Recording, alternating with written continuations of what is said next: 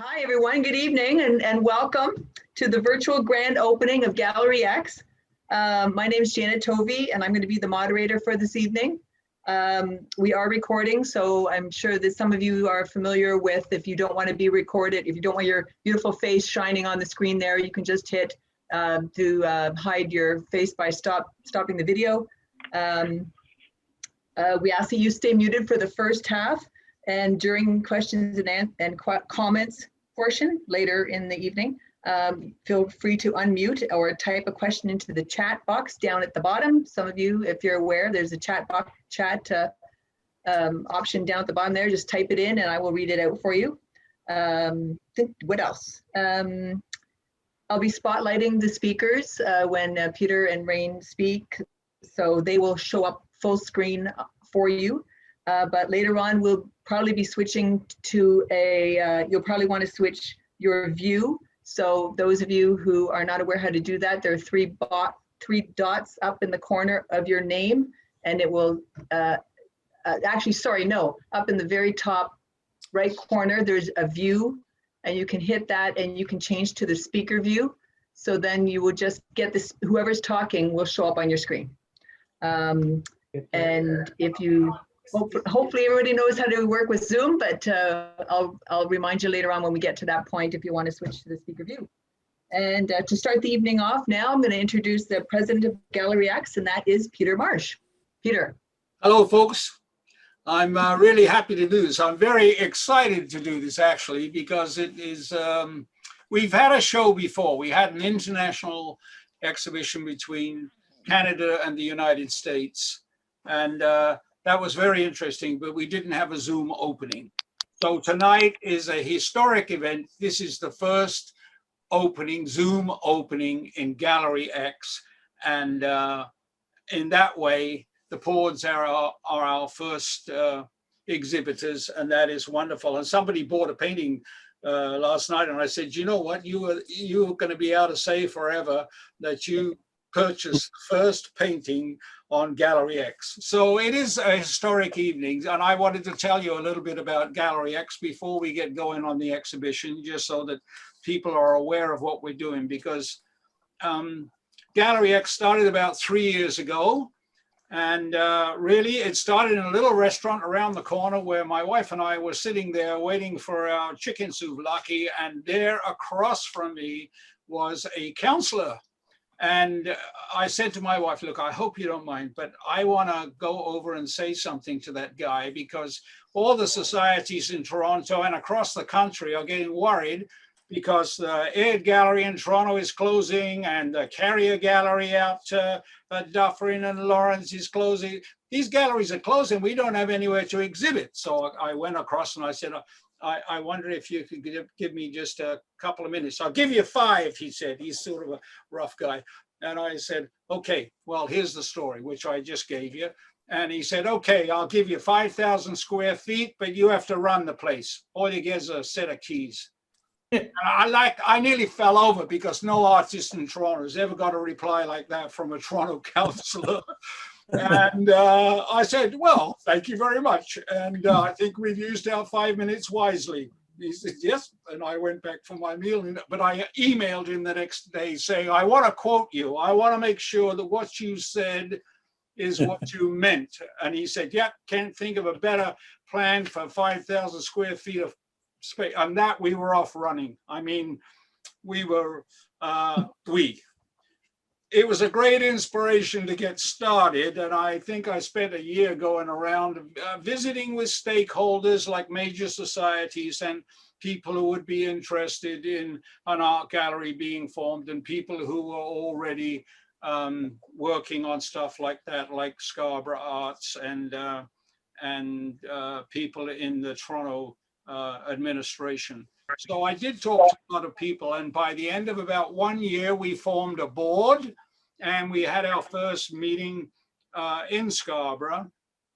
And I think all the major societies were represented, and quite a number of other people from the art community, and people who weren't actually from the art community, but in terms of artists, but they were interested in a gallery being formed. And then we moved into having our name and our organization getting started. The Existential Art Gallery of Scarborough. That is our official name, sort of demanded by the government, so it was very descriptive. You may wonder about existential, but existential, probably the biggest meaning of existential is that it's something that affirms existence, especially human existence. And I mean, think of yourself on a Canadian canoe, you're going across a lake, you come up against a rock body, and there are pictographs on the rock. And I mean, it affirms immediately that somebody was there. Artwork was done, somebody was there. And I think existential is probably the right word, because when anybody does any artwork, it confirms our values and confirms our past and our future, and inspires people who come to look at it, and keeps their lives interesting, and has a lot to say that we wouldn't even think about, because they have their own meaning for artwork in their own minds. So art is extremely important in terms of cultural expression, and existential is why we ended up with that name. Now, more endearingly, we now call it Gallery X, but there's an explanation of the name in the first place. So we found a meeting place. The Stephen Leacock Recreational Center was a sort of room with no Wi-Fi, and it was, many times it wasn't ready when we got there. So we started off in a place like that. We moved to Wexford Collegiate School for the Arts, where we were accommodated a lot better, and we came up with bylaws, and I think aims and objectives that we all needed to confirm for our sort of corporate culture. If you're going to start off on the right footing and get yourselves moving in the right direction, you have to have aims and objectives that are suitable to be thinking about a substantial art gallery for Scarborough. I mean, our public image is very important. So I think in our aims and objectives, we said, well, we need to be sure that we're working with consensus. We need to have transparency in everything that we do, and we need to be totally inclusive. That is the important parts of a Canadian entity, I think, and we did agree to that. And we put that in our aims and objectives to get incorporated, and we are now incorporated. We don't have charitable status yet, but that will come at some point. The pandemic hasn't helped.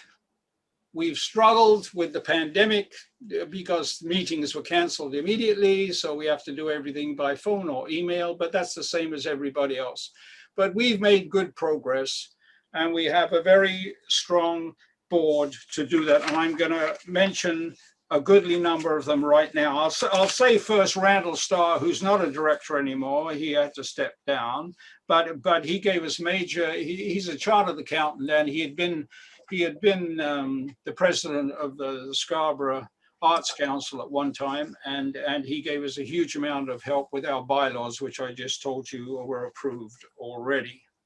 And another fellow, Hendrik Stapel, who's worked on the website and put everything in order as best he can for the exhibition on our website, which is galleryxscarborough.com. I also mentioned Manna Wong, who's not here tonight. She has a Toronto Board of Education meeting, but she is the trustee for the area, and I'm sure she's going to be a major connection to the political scene that we're going to need as we move forward. And she's always been very supportive. So those three people aren't here. Now, I know I want to go over some of the other members to show you that there's a really strong board working on that, and that's on this, and that is why we've moved ahead reasonably well. Judith Moyles is an architect. I saw her name on the screen earlier, so I know Judith is here, an architect, and she's been mainly responsible for us coming up with a business plan. In fact, pointing out to us, saying, you know what, you people need a business plan. And, we did. And that is the strength of all the board members, pointing out things that we need to do as we move along. We have Neville Clark, and he's a former president of the Watercolor, the National Watercolor Society. And I didn't see his name, maybe he's here now, but he's a curator and a great historian of art, and he teaches at the college. And he's a wonderful member of our board with lots of information. Doug Geldart, I saw him earlier, and he's here. If you can see him in your particular gallery view, and you could wave, Doug, because I can't see you on mine. But Doug is president of the Toronto Watercolor Society, so that gives us a very good connection there and helps us all work together. Daniel Hopkins, before this pandemic began, was running a gallery called the Electric Perfume on the Danforth, which we all visited one day, went out to supper and went to a gallery and saw all the wonderful digital work that was being done there and has been done in conjunction with corporations and so on. But of course, pandemic hasn't been fun for Danielle, but a valuable member of the society. I don't know whether Terence is here, probably is. He's a landscape architect. Notice we've got a number of architects. He's very good at social media and Google and has guided us really quite well. Elizabeth Wazorek has also been a good advisor and is an artist, does some wonderful artwork. And I'm sure at some point we're going to have a show on Gallery X with her work. Wendy Marsh, that's my sweetie. And she's the secretary on the board and really takes care of so many things. It would be hard to list them all, but keeps us all in order and deals with storing all our information on Google so that we stay legitimate for everybody. I'm going as far as I can to stick to the agenda, but I do like to mention these people like Hortense Mororu. And I remember distinctly at Stephen Leacock, a recreation center long before the pandemic began. Hortense, who's a PhD actually, and an artist, superb print artist and so on, sitting there in a chair saying, if we're not going to have a bricks and mortar gallery, I think we should really think about an online gallery. There's not one in the world that displays artwork. And just as a gallery that is taking an artist to exhibit like a normal gallery, they all belong to societies and associations, and I think we should have a gallery like that. So Hortense came up with the idea. The pandemic came along. Everybody and their uncle opened a virtual gallery, and we were no longer unique. But it was a wonderful start, and that's why we're where we're at. Tim Petro is our lawyer. He helped us with our incorporation, our bylaws, and getting our website set up. Marvelous help. Mark Ruklevich is an artist, and he comes up with some very interesting opinions at times. I don't know whether he's here tonight. He should be, but he also taught at the art school, Wexford Collegiate School for the Arts, for a long period of time. Rain Tunley has also been president of the Canadian Society of Painters in Water. She's an artist, and she arranged the first international exhibition, has done so much work on preparing this stuff for tonight. I just can't thank her, and all of us, I'm sure, Rain, can't thank you enough for this work. Divya Nayak, another person who was severely affected by the pandemic, but was responsible for our first fundraising application, which wasn't successful because we weren't incorporated and we have various reasons, but very good work by Divya. Darius Wazorek, if you see our wonderful logo that he really sharpened up and gave a number of dimensions to, and also has done a lot of preparatory work for images that we've used. It doesn't always get used the way we want it to, but that's the growing pains of an organization. And a new organization needs instruction. And Soren McNear is the chief technology officer for Sweet Spot Technology, and he has guided us in Google Docs and stuff like that, and how to get things organized and keep our meetings organized so that our objectives are being met on a gradual basis in order to come up with something like we've got tonight. Peter, I think you have about 1 minute left. There you go. I've done it as fast as I could go. I hope you've enjoyed hearing about the strength of the board, because I think it's a remarkable board. And now I'm going to hand over to Rain, and she will talk about the creation of this exhibition by the Pords. Welcome. Thank you. Thanks, Peter. Thank you, Peter. And welcome, everybody. We are just so delighted that you were able to join us here tonight. And I have been, as Peter mentioned, very much involved in putting this exhibit together, and it's been a great pleasure. I've known each of the artists of the Pords individually, but it's been even more fun getting to know them throughout this exhibit, and really enjoying their artwork, which I know you are all going to just love. So the exhibition process, for some of you may not know what goes on behind the scenes to put an exhibition like this together. A lot goes on behind the scenes for any exhibition, including a virtual exhibition. So basically, when it starts, there's a decision that's made between the artists and the gallery to have the exhibit. A little bit of discussion, a little bit of excitement. Do you wanna? Yes, we do.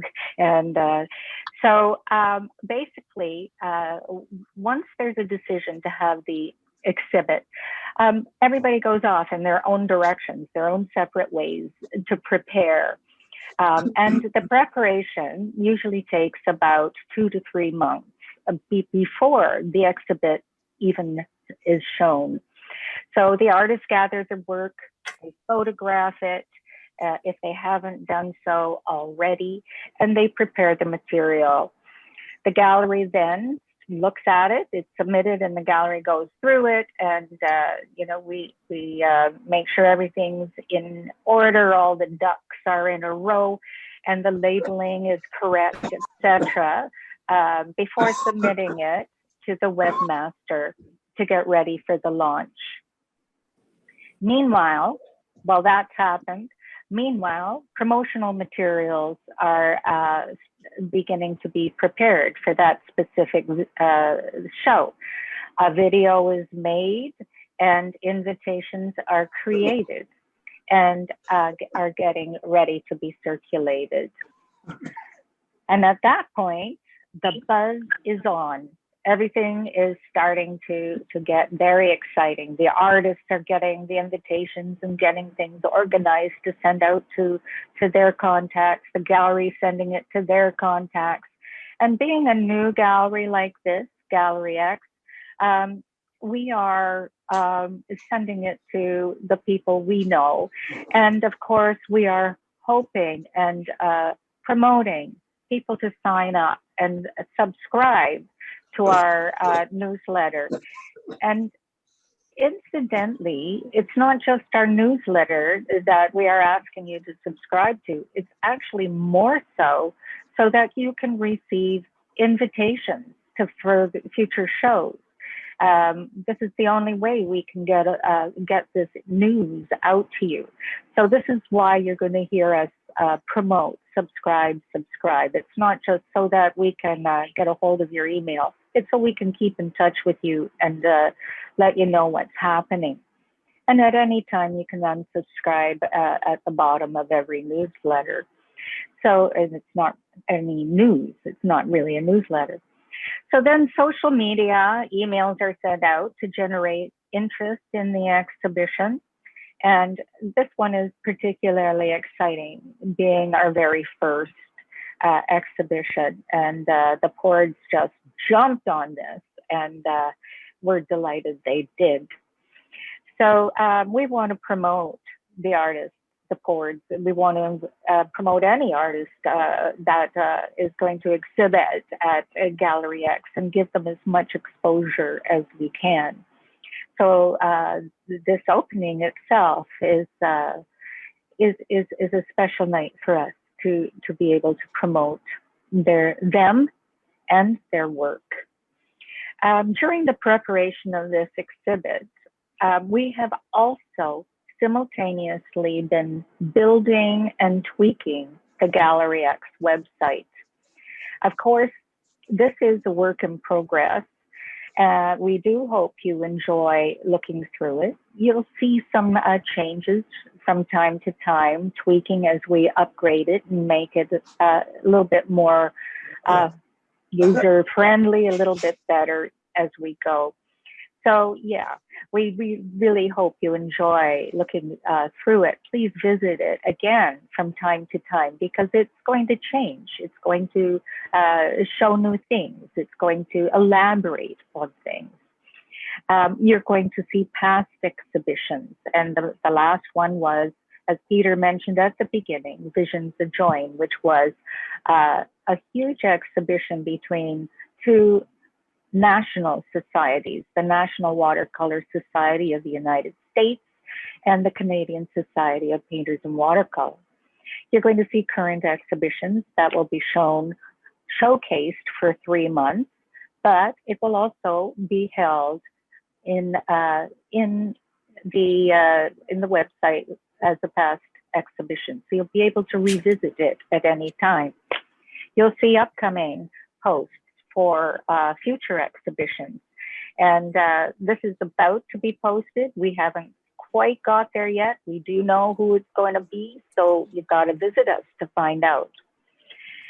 There isn't going to be a news section, which is basically our blog. More tweaking is going to happen and more menus are going to be added as they're built, and they'll include topics like education, member news, etc. The next item to watch for between the Pords exhibit and our next exhibit, as I mentioned, is our news section. So Peter Marsh has written an excellent article about the Pords, which is really not to be missed. So keep visiting because that's coming up very soon, and I would say within days if it hasn't already been posted. So now that the exhibition is live, as I mentioned, we do hope you visit it many, many times. The artist's work is intermingled with each other within their group called the Pords, rather than showcase them separately. The Pords is an entity within itself. It's they're breathing together, and you'll see as we get to look at their work and listen to them talk how they have really had some fabulous experiences together, and I can't wait to hear what they're going to say. So before we move forward, I would like to talk a little bit about the agenda of the night so you know what's going to happen.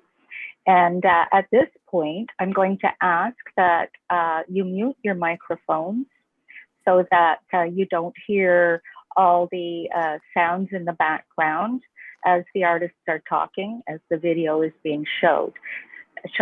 That's going to be very helpful for us.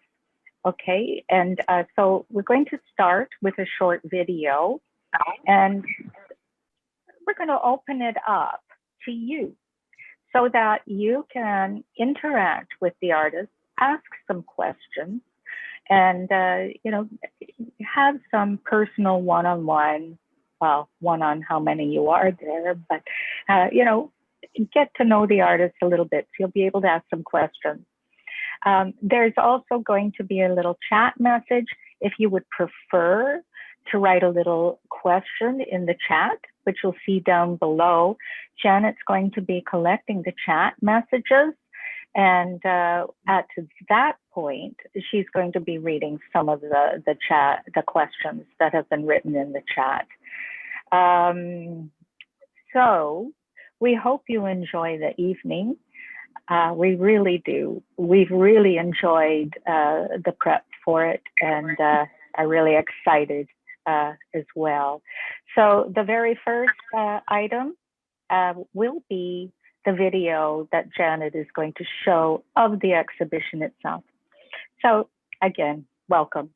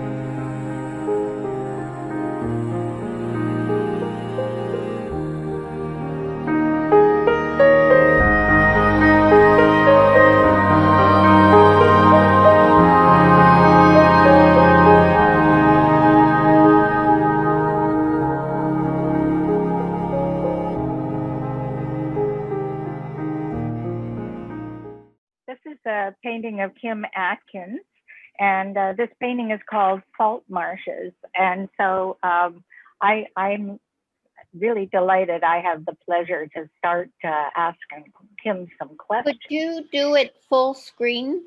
No, we're not only going to be on here for a short period of time, and then we're going to be moving back and forth to Kim. So this is as large as it can go. Um, so hi, Kim. Are you there? Hi.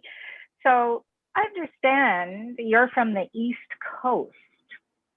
And so, yeah, so when you're traveling out to the East Coast, you're probably very familiar with the subject matter there. Artists breathe their surroundings. Um, do you have a story that you can talk about that's behind this painting? A little bit. This is a view from Bridge Road, which is in Massachusetts between Eastham and Orleans. And it's very familiar to me because it's a place I went to even as a kid near a beach where, I went when I was really little. And it's a place I really like going back to. The interesting thing, and I think for any painter, you see something that catches your eye. And I was standing on the bridge, I've since altered the composition, but what you want to do is think about what is in this view that would make an interesting painting.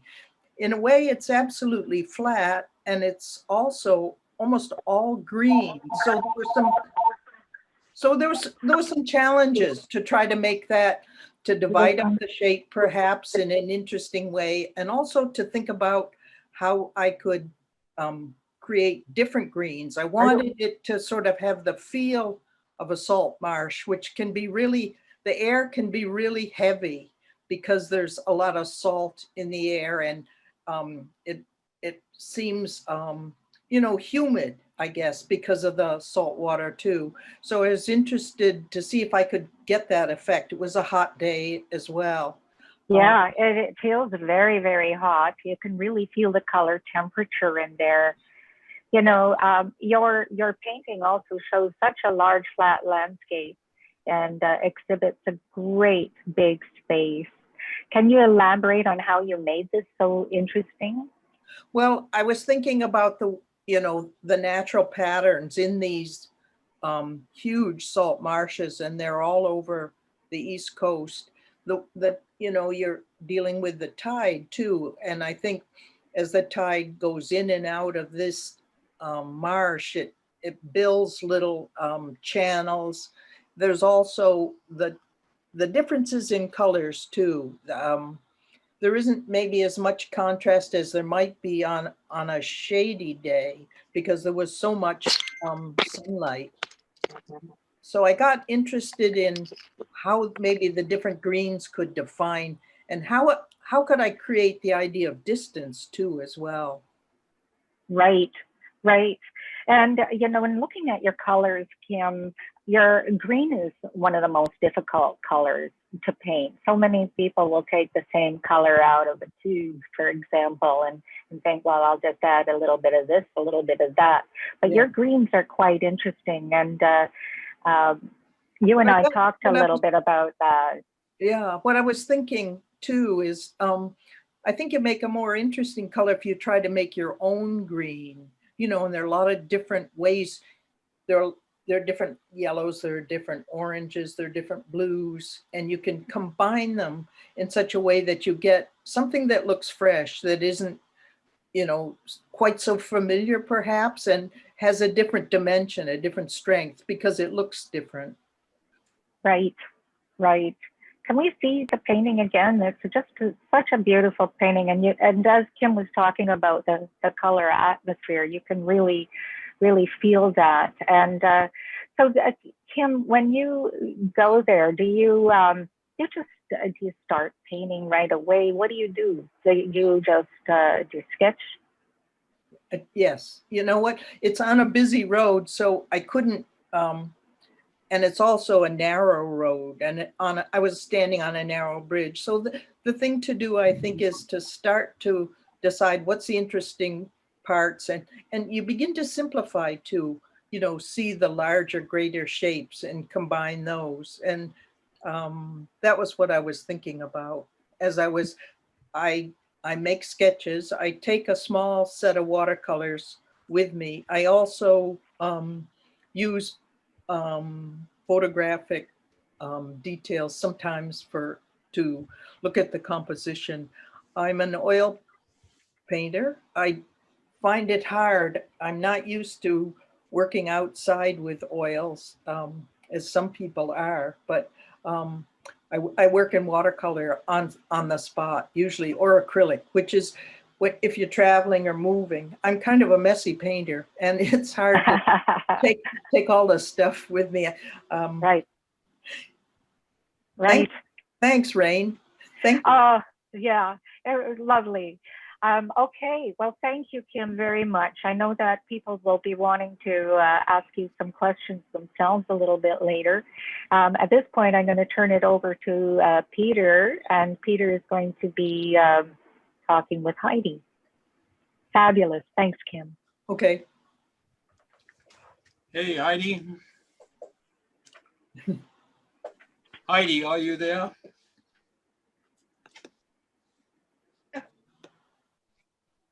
I think things are getting arranged here. While they're getting arranged, I mean, just as a bit of background, this group has been painting together for over 40 years. And I was hoping everybody would notice as we interview the artists how distinctively different their work is. And there's a reason for that, because they look at things differently and there are different things that they want to express. And I have your piece up beside me here, Heidi, and I see you have it in the background there. And I'm in light of what I just said, when you are different than the other three here, what's the foremost aspect of your work? I mean, do you think of it that way? And or do you just count, well, all the elements are the same to me? Or do you look at designing and painting as separate segments and you're going to emphasize more one than another? No, I absolutely do think about the elements when I'm painting. I'm not thinking about the feeling or anything like that. It's I'm probably struck by a view because of the beautiful colors or shapes or lines or textures that catch your eye. And it's the formal elements really that create the mood of a place. So you're strictly working with, the elements arranged according to ancient canons that we learned in grade 9, the principles of design.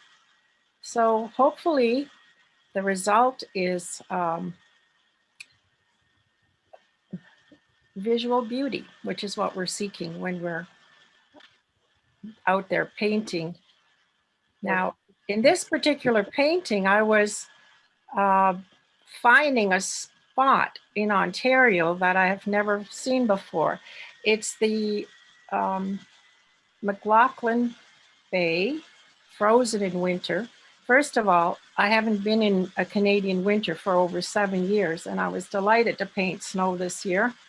And also finding interesting corners of Ontario that I had previously unknown to me. And in this particular composition, I really like the bulrushes. And if you've noticed too, around Ontario, they're becoming very rare because the pampas grass is taken over. It's an invasive species. It's very pretty, but it is invasive and crowding out the bulrushes. So here I found this nice patch of bulrushes and the winter grasses and the snow. And since I've been in Florida, I was delighted to paint the snow scenes this year, particularly. And so when you are doing this, in order to get that lovely peaceful quality in the work, do you move things around in order to get that beautiful composition, or do you walk around until you find a spot that has all the elements lined up in the way you need them? I think you do walk around and stop where there is a good composition, where you're enjoying the beautiful colors or the lines or the shapes or the textures, or something catches you that's arrests you and makes you sit down and say, this is it, this is where I'm going to paint. We have a nice arrangement of darks and lights and colors and shapes, I guess, and textures. So So when you're doing this, you're using these oil sticks. You're the only one in the group who's using an oil stick, right? Here's my example, if you can see that. Oh, yes.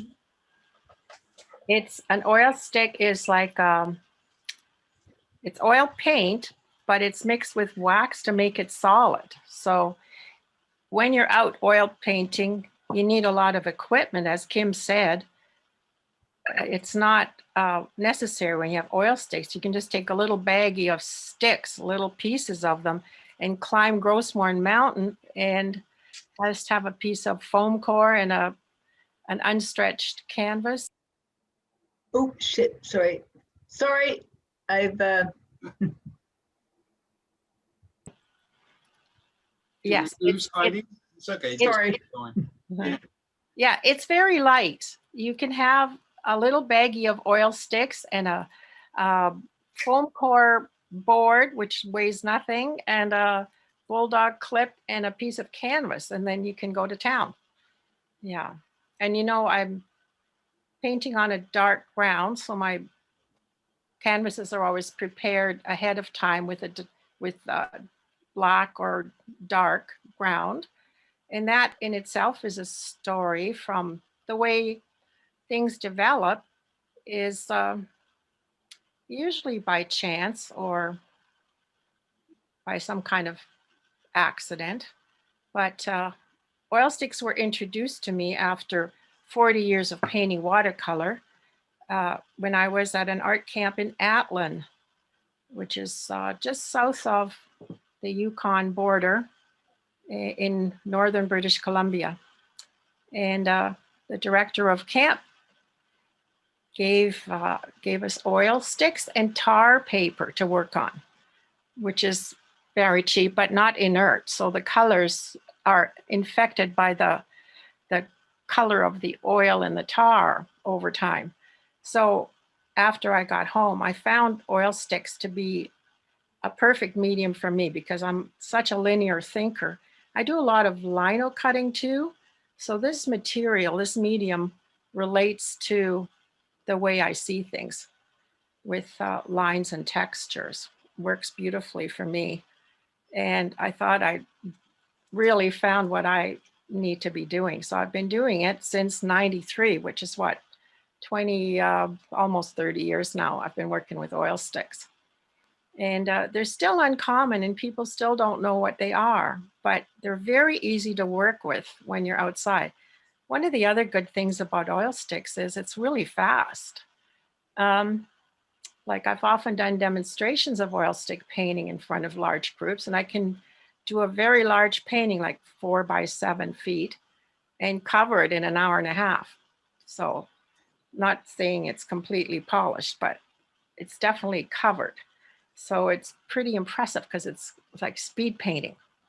So it's kind of fun because you're just working with something like a crayon and draw a picture and color it. It's easy. And when you're a watercolor painter, you're always saving your white so that you have some highlights in the work. And actually, you're working in completely reverse, right? I mean, you're the only artist I know who works on a black background. So I'd like to hear a little bit more about that story. Why did you start doing that? And what's it like to work like that? Well, because we started on tar paper, I found it really interesting because when you're working on a white ground, little bits showing through are really disturbing. So most people put a color on their ground before they start painting. to reduce that bright white jumping out at you if you skip any little areas. Whereas when you have little bits of black showing through, it really adds to the quality of the work. It's like outlining almost. Leave a little bit of the black like an outline. So works really well. I like strong, dark outlines. I like the lines. So it suits me perfectly. And it does save you going blind, right? I mean, if you have white paper in front of you in the middle of sunshine and you're looking at it to try and paint your work, it actually does make your eyes go funny. You keep seeing double images, right? I guess you don't get that off the black at all, do you? Oh, no, that's true. It's very true. Yeah. Well, that's what this funny thing is. After 40 years of painting watercolor and, you know, struggling with watercolor for the rest of your life, now I'm using oil sticks. I'm pretty happy. It's easy. Working from dark to light is a lot easier than the other way around.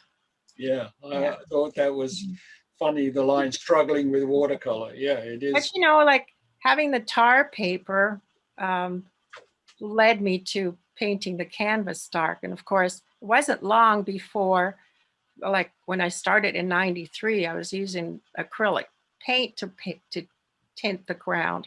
And then I found black gesso at Pearl Paint in New York City. So I brought a gallon of that home and I've been using it for a long time. And now it's commonly available, right? They even have black canvases in a lot of places. Oh, do they? Black canvases, yeah. Really? Pre-primed in black. So it must be getting more popular. Peter, you have time for one more question? Or are we Okay, ready? well, Heidi, when you finish your work, I think you'd agree it gets a life of its own, right? Like the artist can only influence the work for just so long. As soon as it leaves your hand, then everybody else makes of it what they will, whether you intended it or not. And I was thinking when I was thinking about what would I ask you, and what do you hope people take with them away from your work? I mean, what meaning do you hope that they get from your work? Well, I hope it is a comfortable composition. You want to look at it and be pleased with the arrangement. But if it's well done, then the mood of the place comes across. Even though you're focusing on colors, lines, and shapes, what you end up with, hopefully, is a sense of the place and the feeling of the place. And the pleasure of working in plein air, which is you hear the birds and you feel the air, you smell the pine trees, and it's just such a pleasure. It's just hedonism, painting in plein air. There's always a story to every painting, I think, when you paint plein air. Yeah. It's been a delight listening to you talk about your work. So thank you very much. Thank you, Peter. Yeah, good fun. Thanks. And I'll hand this back to Rain now, because I think Rain is now going to interview Kat. Hi, can you put up Kat's painting for me, Janet?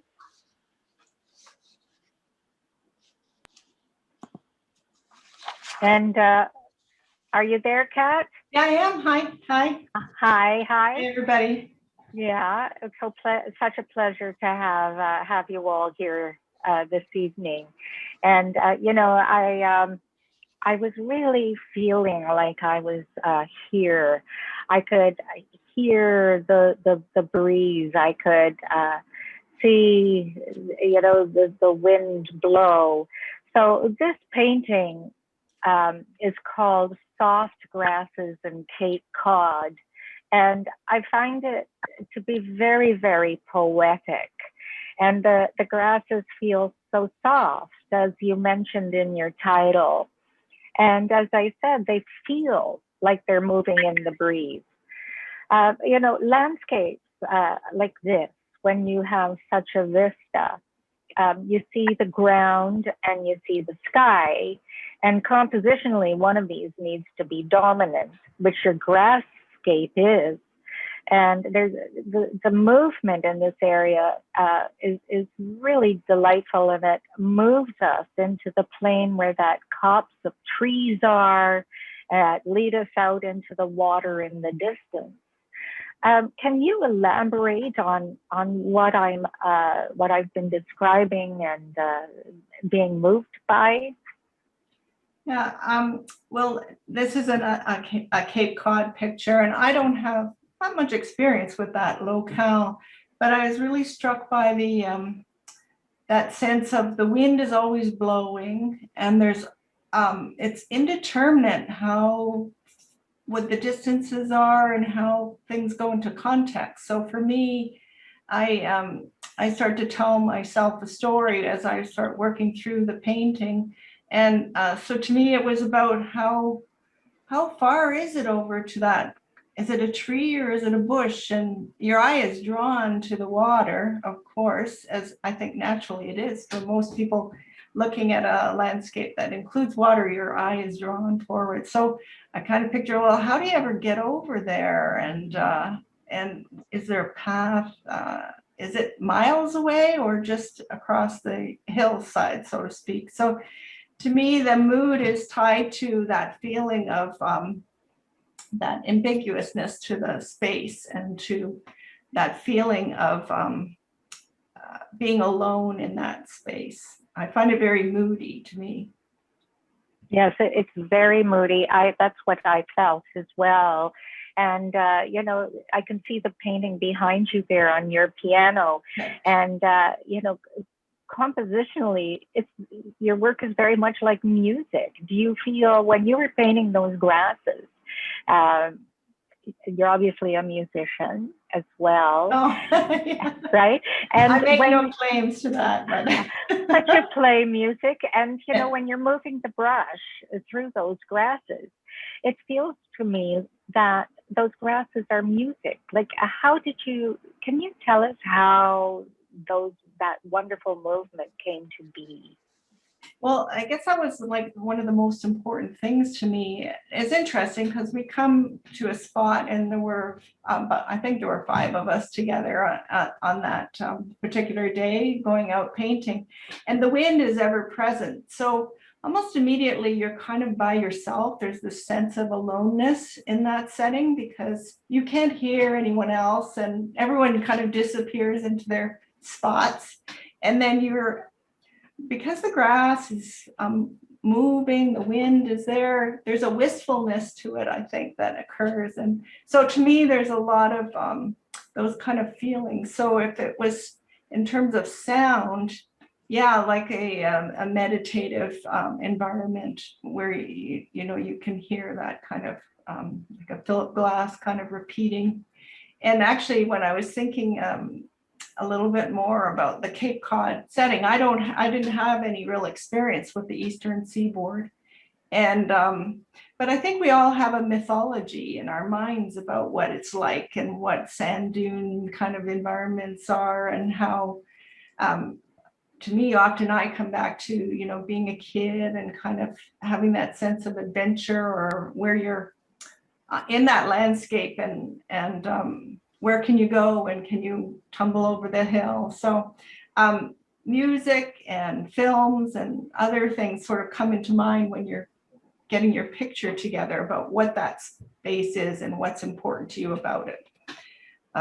I was remembering a movie called Moonrise Kingdom by Wes Anderson, and the film is about people who are on I don't know if they're in I'm not sure where they are on the Eastern Seaboard, but that it turns out in that film that the landscape is a partner in the story, and a lot of it is about moving through these grassy fields, these sandy grassy fields, when you're on an island. And so I just had a lot of wistfulness in my for myself. And the other thing about it is about the grass and the muted colors and how I named it the soft grass, whereas in fact it's ironic because those grasses are not usually very soft. They're kind of They're not fun to sit on. They're kind of No, hard they edged. probably cut your legs when you walk through it, right? Yeah, and the bushes and the trees are prone to having thorns. And so it's kind of interesting that it creates this sense of softness. And But I think that it seems to have come through your meditation with it. Like you were talking about the Philip glass with that very soft, moody, like everything you've described is so meditative. You can feel, you can almost feel being there in a meditative state. Your colors are beautifully muted, yet you still have some bright yellow flowers in the foreground right. that are really, prominent. So you're using muted colors as well as, delightfully, pure color in the yellow. Can you talk a little bit about what colors you use when you're painting? Well, I'm prone to bright colors, so it took a bit to mute them in this context on Cape Cod. But I'm very prone, and you'll see in the show, there's other pieces that are quite strong in their coloring, and that's where I have my most fun.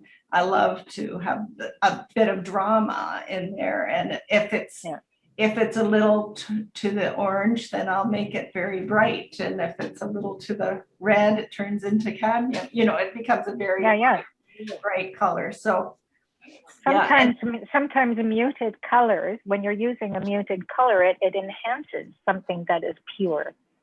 Right. So it was very important in that context, and to me, in the other context, sometimes it's about conveying the energy and the vibrancy of that space. So the wonder of a fall color day or something like that.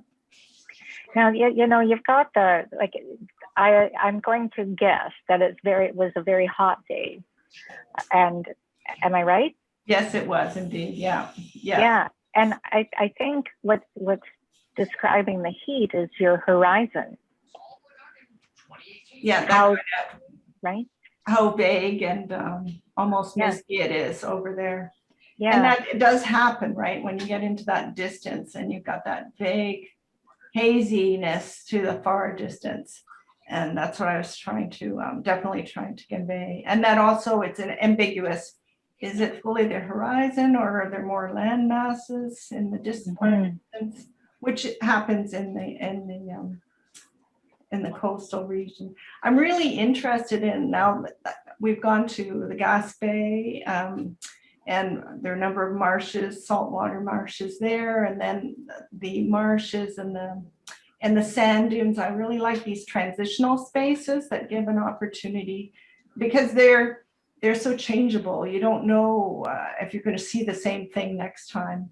And the thing about the plants, the vegetation there has to have, even though I called it again the soft grass, come and look. they have to be so tenacious and fierce to kind of hang on to where they are, because it's very windy. And I'm always telling myself stories about what if a fierce day, if I had to be out in that kind of crazy weather that they get on the eastern seaboard, and how those plants. And so to me, a lot of the painting that I do, I enjoy vivid storytelling.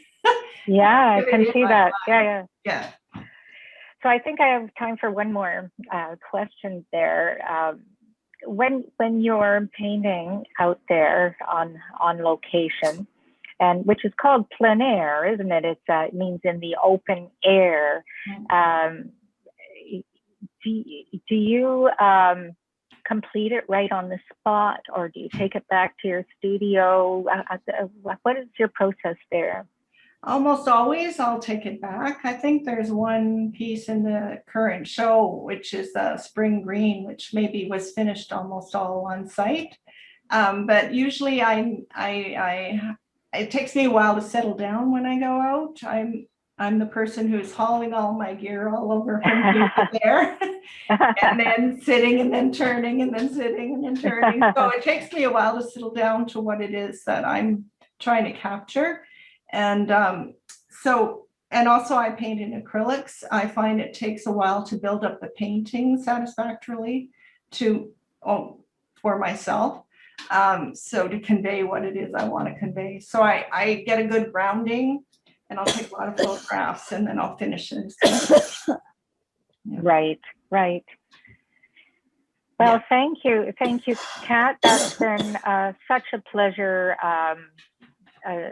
talking to you about the soft grasses and Cape Cod, and I think it would be wonderful to be able to talk with you about each and every one of your paintings. And you've actually sold one, which is kind of congratulations. The very first painting sold of this exhibit. There's something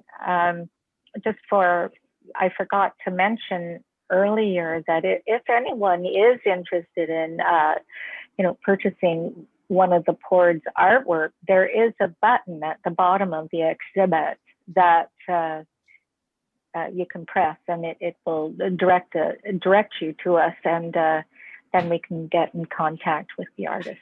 Well, thank you so much. Thank you, Ray.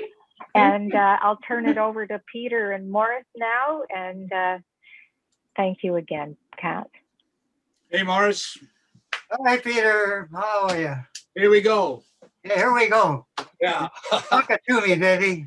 You know, we were up in Newfoundland at Lancel Meadows there with the old Viking thingies, and then we decided, well, we go down to St. Andrews and see if we can find a painting spot there. And when we got to St. Andrews, where this painting is from, right? Well, Fish Cove or wherever, very, very close to there, Fish Point. Yeah. And when we got there was fog everywhere. You couldn't see anything. I don't think I saw anything of that St. Andrews Harbor.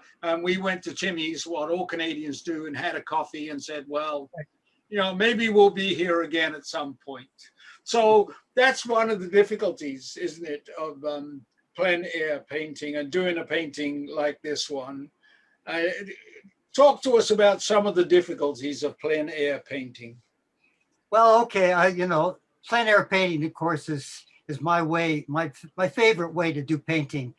You do. There's no question. Any artist will tell you that you paint differently out in the fresh air than you do in your studio.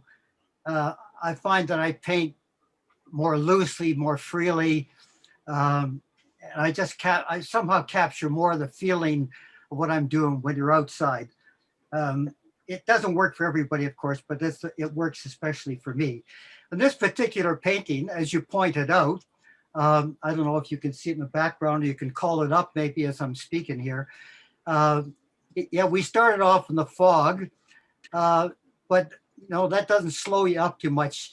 And of course, the fog comes and goes really quick on the coast. This is, of course, right up on the tip of Newfoundland. And for those of you who are not familiar with Newfoundland particularly, this is right up at the very top end, and the weather changes, almost can change almost by the minute. So the fog blew away, but just when I got started setting up on my stool, on my little location there, it started to rain. And I don't know if you can see it on the painting, but on the rocky hillside, you can see some white spots. This is watercolor, by the way, transparent watercolor. So, water and rain, you can get some interesting effects with water and rain. So the cliff in the back has a few water spots you may or may not be able to discern in there. So that's part of the beauty of course, of painting out of doors. And it's not only just the beauty of painting out of doors, but as far as the Pords are concerned, it's about painting with friends. As you point out, we came across just by sheer accident meeting you and your good wife in Newfoundland, of all places. And it's about being with friends. I've painted by myself. I've been to the Yukon and painted for a week and a half up the Dempster Highway all by myself. But there's nothing like the pleasure of painting with your friends. And that's what the Pords have all been all about, for, as somebody mentioned, for now over 45 years. I think that might be some kind of a record in Canada. Yep, I would think so. Yeah, a long time. Hey, Morris, talk to us. I mean, Oh, sorry. listen, I just go back. Can I just go back for a second? Yeah. I missed here on the painting. One thing I wanted to talk about. One of the things I wanted to talk about here. So, I don't know if you can make out on the picture here. I've tacked 3 photographs up on the beside my painting here, because I wish I could make it bigger. we can see it. Yeah.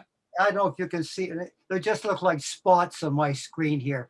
I don't know if you could focus them any better. Anyway, what those 3 spots are, while I was sitting there painting on my stool, I had a sense that I wasn't entirely alone.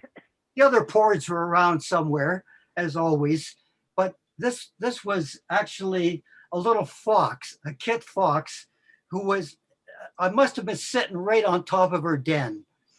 And while I'm sitting there, I just turned around, and there he was, kind of curled up on the ground, just like a little dog, obviously kind of familiar with people. So in the course of my sitting there, this fox got up and went up to behind me on the hill. Now this looks like the wilderness, but actually right behind me was I think it was a Tim Hortons restaurant. No, not It's Tim Peter. Hortons. It's some kind of a restaurant back there. That's what we didn't see. Yeah. Anyway, this fox. Sorry, I'm drifting a little bit here, but It's it was okay. something special about the painting, right? It belongs to this painting. So this fox goes up to the back door of the restaurant, which is right behind me, and gets a handout, a handful of wieners. I guess you can't see it in this little photograph, but this fox in the bottom there, which I got a picture of, has got a mouthful of wieners, which the people in the restaurant passed out to this fox every day. And he took back to the den, where I presume there was some little ones growing up there. And again, what you may not notice, especially about this fox, and I love the company when you're plein air painting. You never know, right?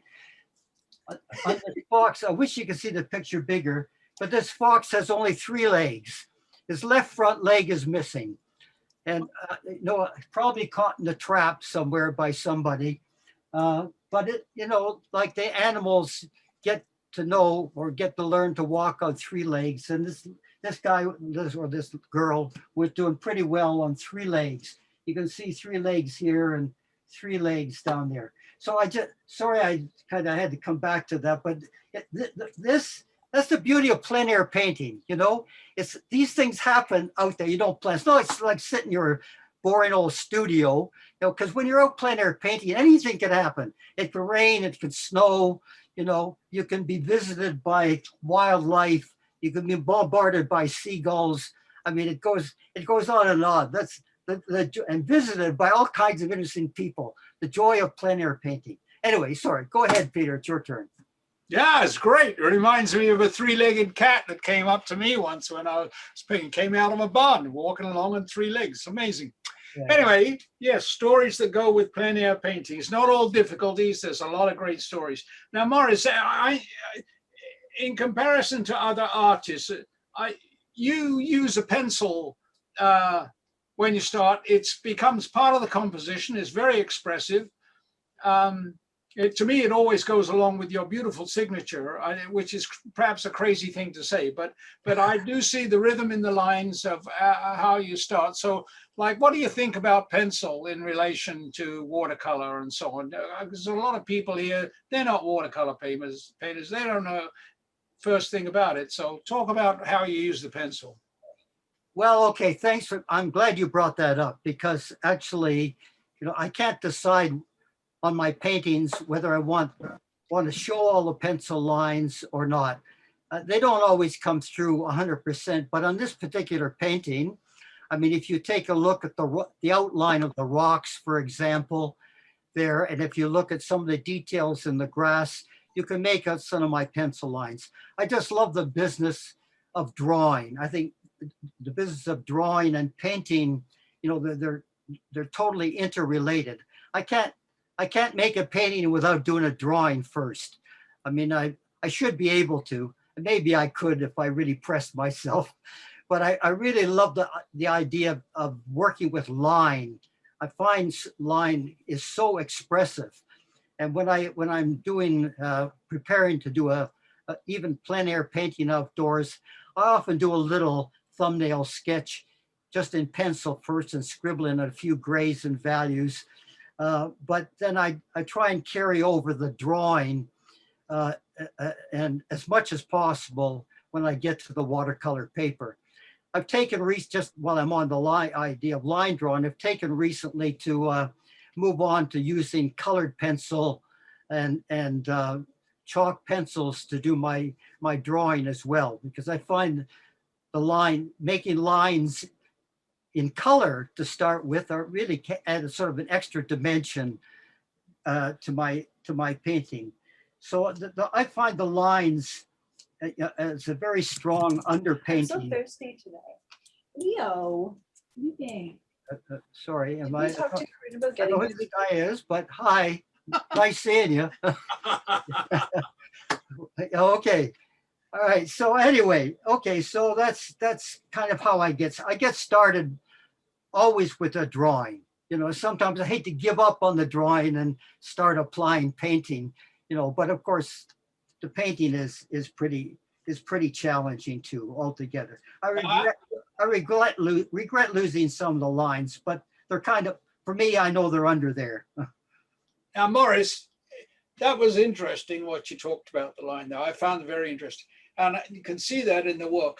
But I notice also that, so when you start, you use a pencil. When you finish your painting, there's very often some white paper that is left there. Yeah.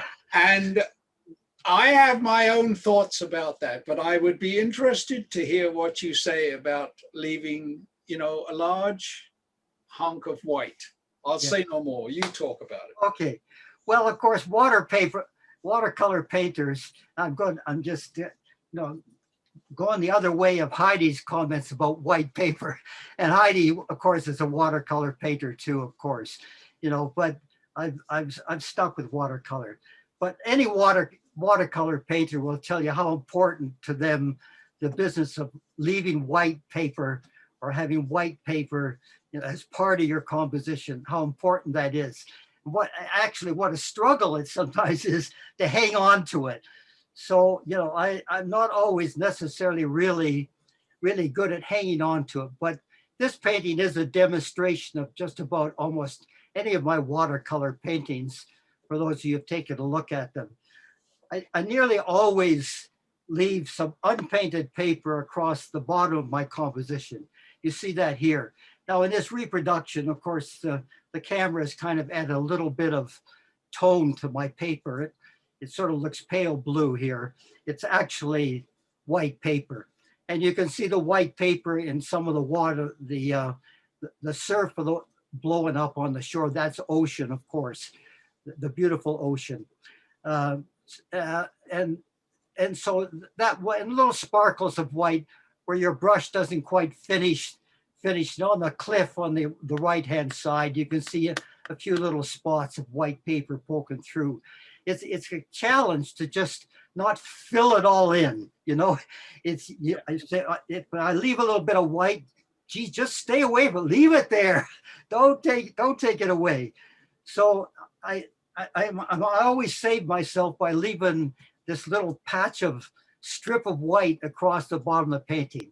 That I know it's always going to be there. I'm not going to, no matter what, I'm not going to fill the bottom inch or two in. I'm going to leave that white paper. And of course, my signature is virtually always in pencil too. So there's that last little scrap of pencil is still there in my signature. You know what I think? When you leave the white paper, it sort of magnifies your respect for the medium. It expresses the actual medium by the fact that here is white paper and here is the medium. That may be a strange interpretation to you, but that's the way I think of it. It emphasizes the quality of watercolor painting and gives it great integrity.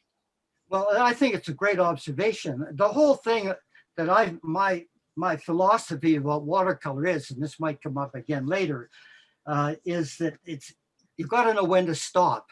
Any watercolor painter, will tell you that too. Like, it's just, when have I said too much? When do I have to stop moving the brush around on the paper and just leave the brush strokes showing? Stop filling in, stop filling it all in. Just let the brush, like behind you, the painting behind you, let the brush do its job, and let the white paper back it up, as it were. Yeah. Peter, I think we can move on. Okay, sorry. No, Sorry. I'm just getting prompted for timing. And Yes. and I will leave it. Morris, do you always finish on site, or do you touch it up when you go to your studio? Well, of course, I'd love to say it's all done, on site. And to be honest with you, I struggled to just leave it, as I've just said, the spontaneity of watercolor painting, the freshness, to preserve it and not niggle around with it and fuss with it at the end. But I have to admit that I'm tempted when I get back home and take a look at it a couple of days later, and I think, oh shit, I should have just maybe touched that up a little bit, and I do. So I won't carry it past that. Yeah. Okay. Now, the Pords, you've all been interviewed nicely. You were also very interesting. I think everybody would like to hear you reminisce a bit about your painting trips, because there have been so many, to so many places in the world. And I think some people would like to hear you yak about that and what you've done. I said to Morris before it started, I said, remember that lighthouse in Newfoundland where you were all at the lighthouse, and, and the lady came out and offered you, well, you talk about it. You all went to the lighthouse and looked for a spot. Anyway, go on. I was sitting with you, Peter, and Wendy. We were having a really nice time. And right out of the blue, the woman came out and said, would you like a cup of tea? Yeah. Never It happened. went beyond tea. It went beyond tea, because what else did she bring out? She brought out baked apple pudding on a plate with a fork. Now, we went to Newfoundland, and I know some people are living there, of course. You've been to Newfoundland, you know what a baked apple is. That's wild fruit, and it's picked in season, of course, and the people there know what to do with it, and they make it into this incredible pudding. This woman came out of her trailer house with plates for all of us and forks. That's right. Yeah. Selection of baked apple pudding. And Peter said, no one has ever offered me a cup of tea all the years painting. It's right. That was fun. Yeah, that was we were sitting in such a beautiful place too. It was just lovely. Yeah, right on the coast. Every place in Newfoundland is beautiful. Yeah. The Pords have been there 3 times, and each time we covered a different part of Newfoundland. We've been to every coast of Newfoundland, the east coast, the north, and especially our last trip, The West Coast. up the west coast from Rocky Harbor all the way up to Stanley, St. Anthony, Stanley on the north tip. So we had a brilliant. It was brilliant. That was a brilliant trip. Yeah, we were really lucky. If Diana and Pat are still here, thank you again for all the arranging that you did for us. Yeah. Well, I'd like to comment about how we started painting together, and that was thanks to Camp Walden, when we were teachers, art heads in Scarborough. And every June for about 25 years, we went to Camp Walden for 10 days in June. Those were the heydays, the glory days of teaching in Scarborough before amalgamation. And it was such a great opportunity, such a hotbed of creativity and energy. 100 artists, 500 kids. It was a wonderful thing. And Morris and I, we used to do our lessons in the morning, do our responsibilities, and then go out painting in the afternoon. That's how we started, Morris and I, painting on plein air around Camp Walden, around Bancroft. Yeah, yeah, And That's it developed from there. yeah. Mhm. Yeah. Started No, I wasn't on the trip, but maybe you folks want to mention about going to the Arctic. Mhm. Well, sure we want. Hey, boy, could we talk about the Arctic? We could take up the whole rest of the day talking about the Arctic. That was an extra special trip, you might say. Well, they're all special, but the trip to the Arctic certainly was extra special. As we all know, the Arctic is disappearing, quicker than we'd like to think about. So the opportunity came to get on a Russian research vessel and join another 38 or so artists. I think there are 40 artists. 25 artists, and there were 25 100 people altogether Yeah. Yeah. on that There were ship. about 25 of us or 26, something like that. It was a cruise ship, but not with the usual uh, focus on extravagant food and everything, but more about lectures about the Education. environment and the animals and yes, it was wonderful. It was But really more to the point, who went swimming? Who went swimming in the nude, I may add, there was in a the Arctic. short trip in the Arctic Ocean. Yeah, that was just Yeah. a ceremonial dip into the Arctic Ocean. Yeah, actually, there are short dips into many ice cold places. Kim and I went for a dip in Newfoundland when the icebergs were Just floating inside by. of icebergs. Yes, inside of the icebergs and Little Bay Islands. We I went. would say the water was pretty cold. It was cold. Yeah, but we have to do it. It's part of the ritual. Yeah. Going for a frozen swim is part of a Pords trip too. Mhm, mhm. We've been to a lot of stunning places. We could again spend hours talking about. Well, I think we've been to over 20 different destinations in our 45 or so years painting together. Yeah. One of the highlights that I just like to mention. There's a highlight to all of them, many of, but we went to Greece. We spent time in the Peloponnese on the south of Greece, and it was a stunning bit at the end of the tourist season. So we had all the south of Greece to ourselves, the beaches, the swimming, all the Restaurants, the cafes. It was yeah. the monuments too. We got to see places without lining up. Also went in the ocean, of course, every day. Yeah. And the on winding our road. way, Don't forget driving the winding roads, Morris. Oh, yeah. yeah, driving the roundabouts. That was another. That was another. Trying to find the airport. We thought there were two airports. We drove around half of Greece trying to get to the airport. Yeah.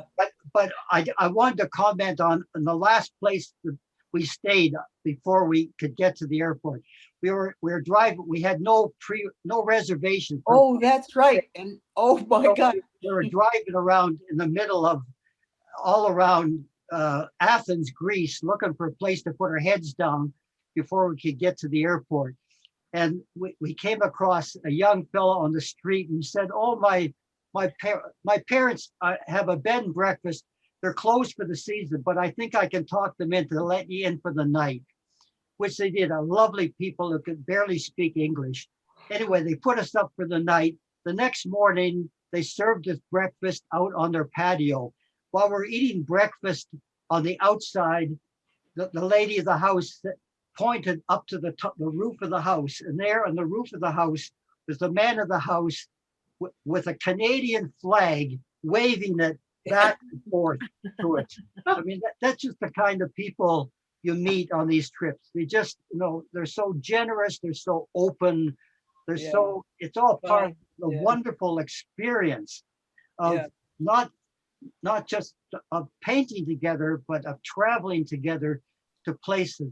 I can't remember a bad experience in 40 some odd years. I can't remember a bad experience.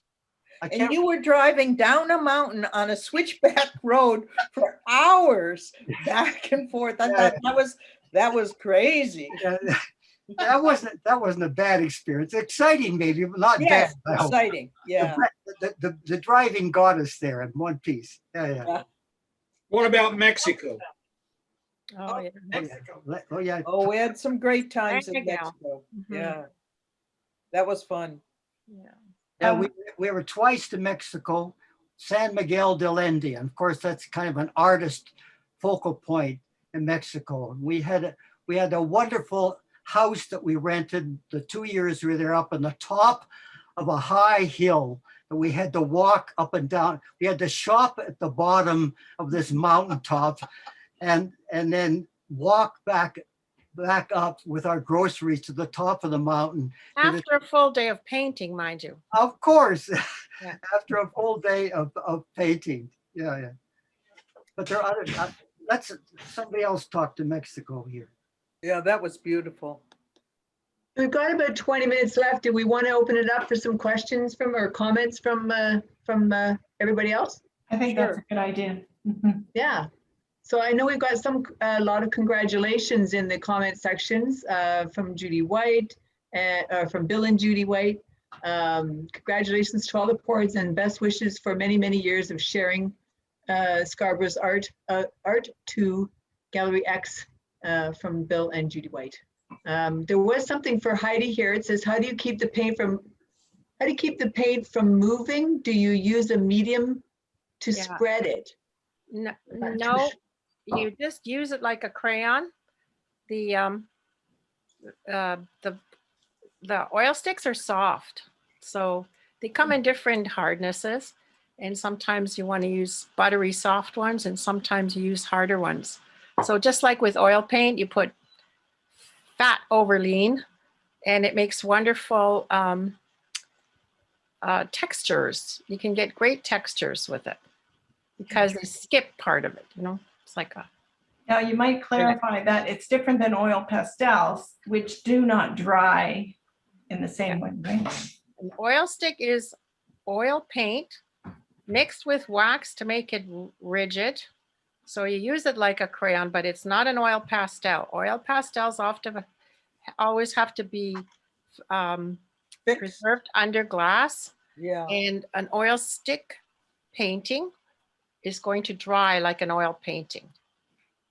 After, a few days, it's dry to the touch. And then it's fun to go over it with more layers of colors, skipping parts. And so you can do layer on top of layer then? Yes, you can. And it's very nice. Yeah. Can I just interject here for a second? I just have to talk about, it relates to what Heidi's just talking about here about drawing paintings. Back when Heidi, we were in Newfoundland, I think our second trip to Newfoundland, and Heidi works pretty large, as she's already mentioned, with her oil stick paintings. And she had this technique for getting them dry because we'd be moving around all the time.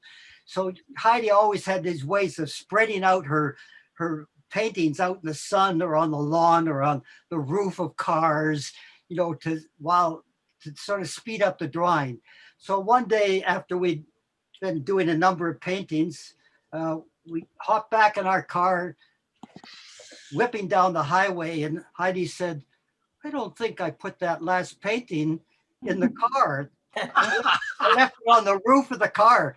So somewhere in Newfoundland, there's this great painting of Heidi's that flew off the car and off to the side of the road. Anyway, I just had to throw that in. One in Bruges as well. Oh yeah, the one in Bruges. I think that happened in Bruges as well. The wind came along and blew a painting into the canal. Oh yeah, the canal of Bruges, and I had to almost climb over a fence and reach out with a stick to retrieve this painting that was drifting on a canal in Bruges. So there are hazards. There are hazards in plein air painting. Well, another hazard is if you like watercolor or you're doing acrylics and you're in Algonquin Park and the temperature dips below zero. It starts to freeze. Everything You're starts, trying to paint with mush, you know. everything starts to freeze. So oil sticks are the way to go there for He- sure. Yeah, they work in any temperature. We all had to borrow your oil sticks in order to paint on that trip. Yeah, yeah. Well, again, this has not much to do with painting, but since you mentioned Algonquin Park in the winter, Kat, I have to say that the last time I painted with some of the, not all the ports, but some of the ports in a yurt in winter time, and people brought, you couldn't cook your dinners inside the yurt. You had to eat out on the outside. And Heidi prepared one of her magnificent dinners for us to observe. So the food was a stew, which she left on this picnic table on the outside of the yurt.